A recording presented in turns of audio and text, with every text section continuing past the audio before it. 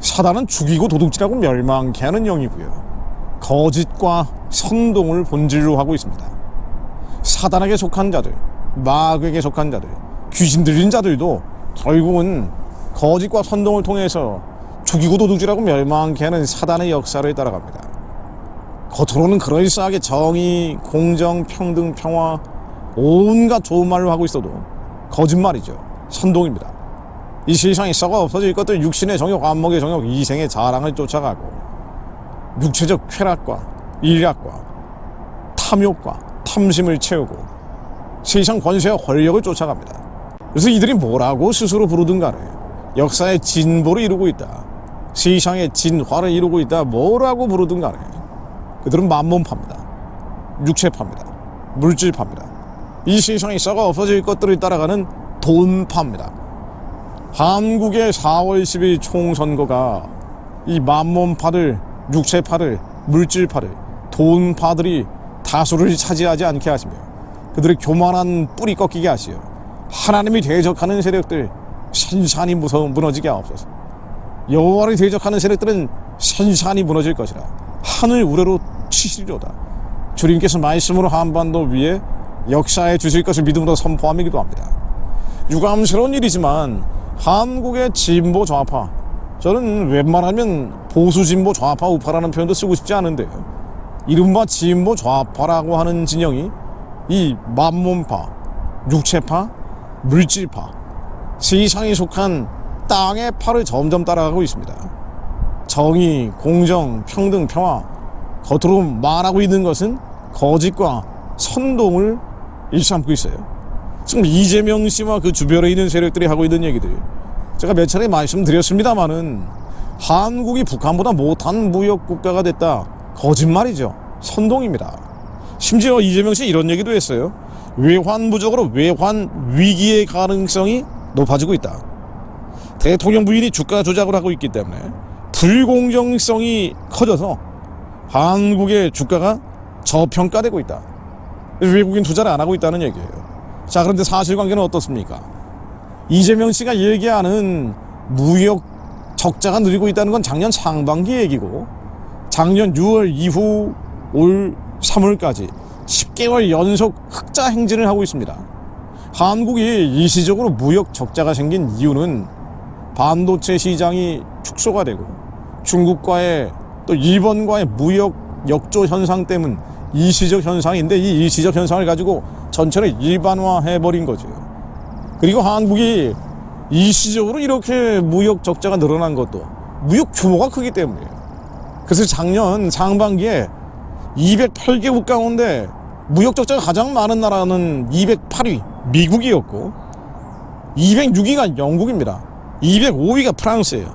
202위 일본, 187등이 캐나다입니다. 무역 규모가 크니까 무역 적자도 컸던 거 아니에요. 한국도 그래서 낮게 나왔던 겁니다.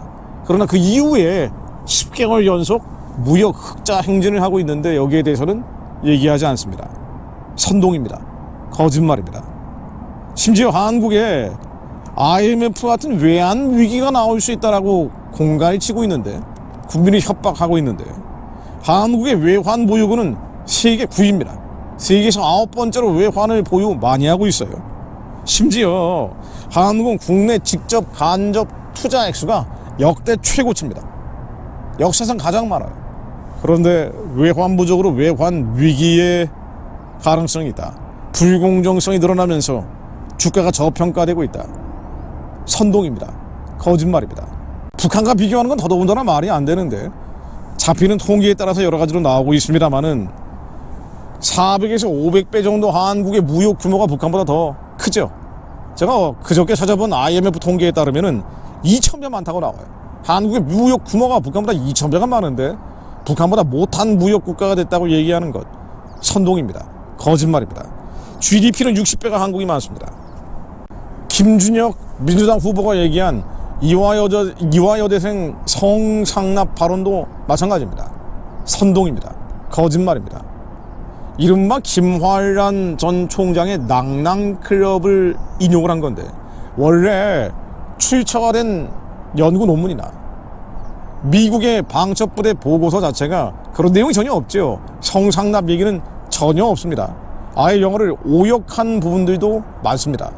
호스티스, 파티를 주최했다는 것을 여성 접대부를 가리키는 말로 의도적으로 오역을 해놓은 거예요.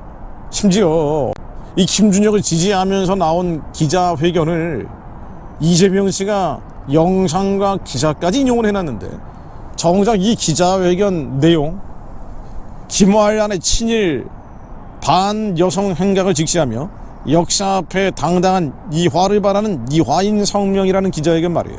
이 내용도 선동이죠. 거짓말이었습니다.